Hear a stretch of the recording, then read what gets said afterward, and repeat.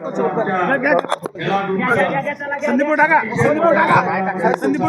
राऊत म्हणतात की वेगळ्या विदर्भाचा मुद्दा करून महाराष्ट्र तोडण्याचा प्रयत्न सुरू आहे. घेत लावता काचू करतात. थांबा. यशस्वीरित्या ह्या कार्यक्रमाचं तुम्ही आयोजन केलं होतं. किती संघ सहभागी झाले होते आणि काय याचा आउटपुट आहे? बॉक्सिंगचा मी अध्यक्ष झाल्यानंतर बॉक्सिंग खेळाला त्या ठिकाणी वैभव मिळावं, बॉक्सर निर्माण व्हावे, अशा ज्या त्यांच्या अपेक्षा आहेत त्या आम्ही पूर्ण करतोय. त्यासाठी हे चॅम्पियनचं आज स्पर्धा झाले आणि येणाऱ्या काळामध्ये तुम्हाला महाराष्ट्रातल्या ऑलिम्पिकला बॉक्सर गेलेले दिसतील. काय नवीन इन्फ्रास्ट्रक्चर काय डेव्हलपमेंटचे प्लॅन आहे? जे जे लागेल सरकार पाठीशी आहे, क्रीडा विभाग पाठीशी आहे. मी स्वतः अध्यक्ष असल्यामुळे राज्याचे मुख्यमंत्री पाठीशी आहेत.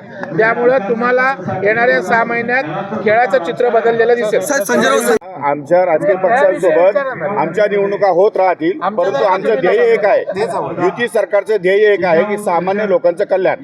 त्यामुळे आम्ही एकत्रितपणे सामान्य लोकांचं कल्याण करणार आहोत. त्या बाबतीत कोणाच्या मनामध्ये शंका येण्याचं काही कारण नाही. 5-5 लोक पीएचडी करतायत. इश्यू असा आहे की त्यांनी जो विचार व्यक्त केला त्यांच्याकडे ती माहिती असेल, माझ्याकडे दुर्दैवाने माहिती नाही आहे, त्यामुळे त्यावर मला भाष्य करणं योग्य होणार. सर, तुम्ही आज बॉक्सिंग चॅम्पियनशिपच्या समारोपासाठी राज्यातील क्रीडामध्ये आपण स्वीकारलं.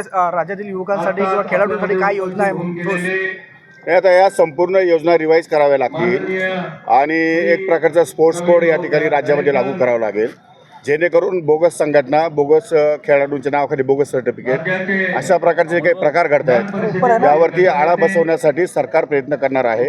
निश्चितपणे येणाऱ्या पुढच्या अधिवेशनामध्ये या संदर्भातला एक कायदा पास केला जाईल. सर, भारतीय आणि सारथी